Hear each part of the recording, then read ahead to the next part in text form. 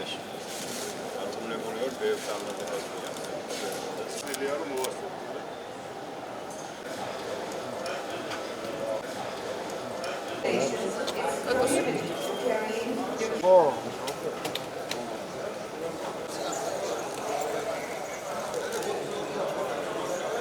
დღეს ჩვენი დაშავებული სამხედროები მიემგზავრებიან კანადაში, სადაც ისინი მონაწილეობას მიიღებენ ძლიერთა თამაშებში, რომელიც არის საერთაშორისო სპორტული ღონისძიება. მინდა ჩვენ სამხედროებს წარმატება ვუსურვო.